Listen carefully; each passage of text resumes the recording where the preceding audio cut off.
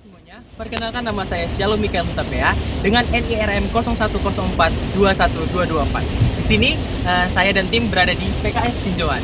Untuk memenuhi mata kuliah pasca panen, di sini saya akan menjelaskan bagaimana alur dari PKS Tinjauan tersebut. Nah, sebelum kita melihat dan meninjau bagaimana proses pengolahan kelapa sawit, sebaiknya kita memperhatikan APD dulu untuk keselamatan kerja kita. Yang pertama kita itu harus memakai helm untuk melindungi kepala kita. Kemudian kita memakai baju lapangan untuk melindungi tubuh kita. Kemudian kita memakai sepatu, bisa sepatu bot atau sepatu safety. Nah, bagaimana kelanjutan videonya? Mari saksikan.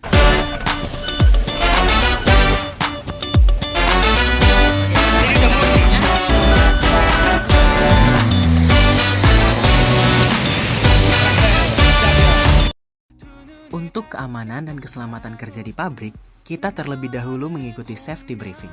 Safety briefing ini dipimpin oleh manajer dan pimpinan bagian SDM. Nah, setelah itu kita bergegas menuju stasiun-stasiun pengolahan pabrik kelapa sawit.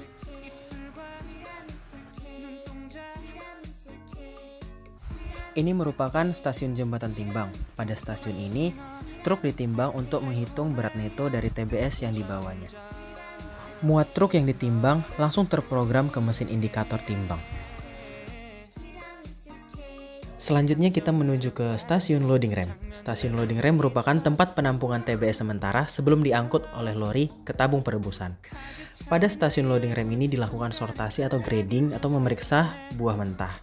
Muat loading rem ini adalah 800 ton dengan memiliki bilik atau pintu, setiap pintu mampu menampung 15 ton TBS. Terlihat pada video penyortir mengembalikan buah mentah karena buah mentah memiliki rendemen yang rendah.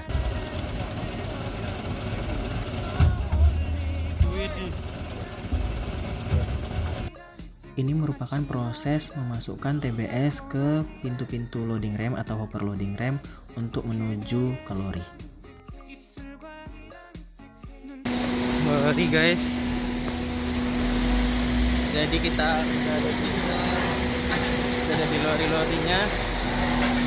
Nah, jadi ini lori dengan satu lori ini kapasitasnya dia 2,5 sampai 2,7 ton. Jadi nanti lori-lori ini masuk ke mesin rebus.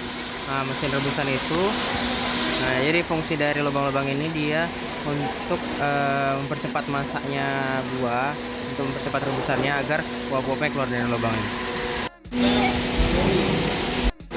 Jadi ini dia lori yang dibawa dari loading rem. Nanti ini ditarik dengan transfer carriage langsung ke perebusan. Nah, fungsi lubangnya ini dia supaya uap dari rebusannya itu keluar dari sini. Nah, ini merupakan pemindahan lori dari bilik-bilik tadi atau hopper loading rem tadi menuju ke mesin perebusan dengan alat yang dinamakan transfer carriage.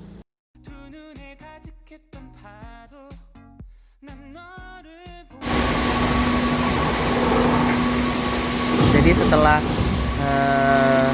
lori-lorinya ini udah diisi sama TBS, jadi ini dipindahkan mau dibawa ke tangki perebusan yang di sana. Jadi satu tangki perebusan itu dia 10 lori. Satu lorinya itu 2,5 ton sampai 2,7 ton.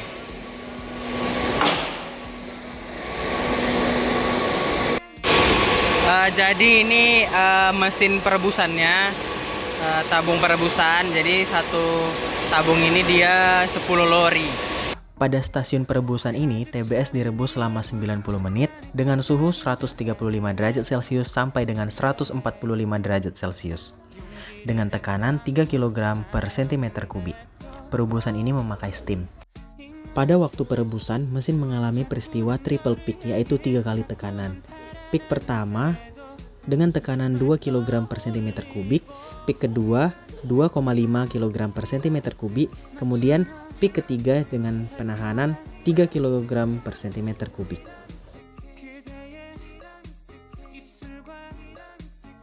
Setelah pada stasiun perebusan, lori diangkat dengan tren secara bergantian menuju mesin thresher.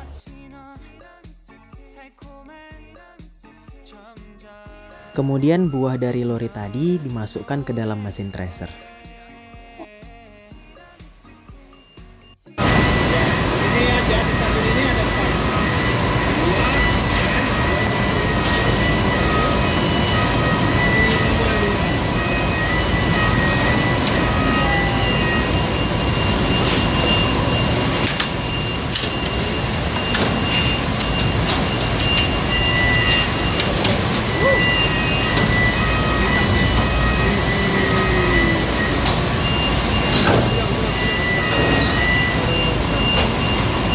Proses pada stasiun tracer ini yaitu pemisahan antara jangkos atau empty buns dengan brondolan.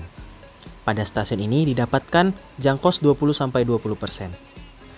Pada prosesnya, TBS dibanting atau dilempar pada mesin bunch crusher.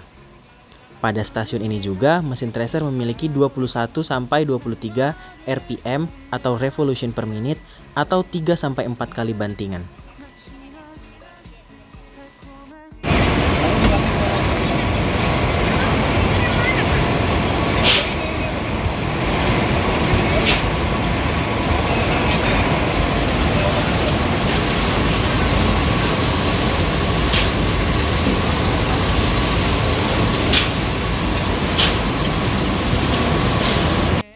Nah, setelah itu brondol masuk ke mesin kempa. Jadi mesin kempa ini merupakan pemisahan minyak dan nut. Pada stasiun ini brondol melewati dua mesin, yaitu mesin digester dan mesin press. Brondol masuk dan dilumatkan dan dipres, lalu terjadi pemisahan minyak dan biji atau nut. Nah, pada video menampakkan ini adalah pemisahan antara biji dengan minyak.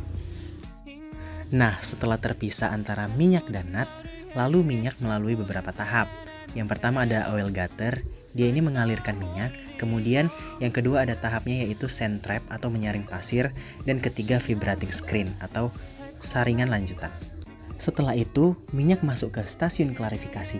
Pada stasiun klarifikasi memiliki dua metode. Pertama menggunakan mesin pengendapan dengan metode gravitasi, di mana ini melakukan pengendapan dengan memanfaatkan massa jenis. Minyak akan mengendap dan masuk ke dalam mesin vakum. Nah, ini merupakan minyak yang sudah diendapkan yang masuk ke oil tank dan di vacuum dryer. Kemudian minyak tersebut akan dialirkan ke storage tank. Nah, kemudian hasil pengendapan tersebut diolah lagi dengan mesin decanter atau metode decanter. Di sini menggunakan gaya sentripetal, di mana mesin decanter ini terjadi pemisahan minyak, solid, dan air. Lalu minyak yang tersaring lagi kembali ke oil tank dan ke vacuum dryer, kemudian ke storage tank. Inilah CPO yang kemudian dijual ke berbagai pihak sebagai bahan baku pembuatan produk kosmetik, sabun, dan lain sebagainya. Nah, ini merupakan proses terpisah dari minyak, yaitu proses untuk menghasilkan kernel. Pada pemisahan nut tadi, nut kemudian diputar untuk menyaring pasir dan batu ataupun kerikil. Kemudian nut dipanaskan.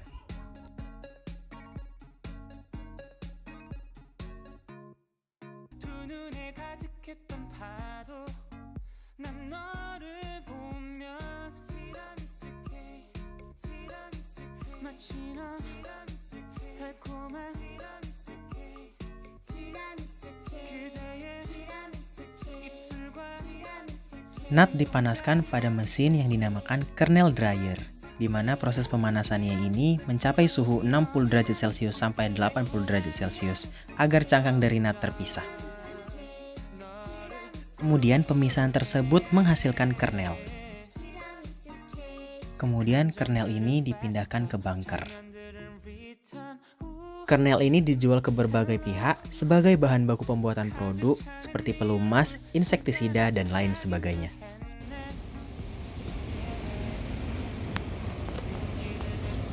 Nah, demikian video singkat pada pengolahan kelapa sawit. Semoga video tersebut bisa menjadi informasi dan pengetahuan bagi kita semua.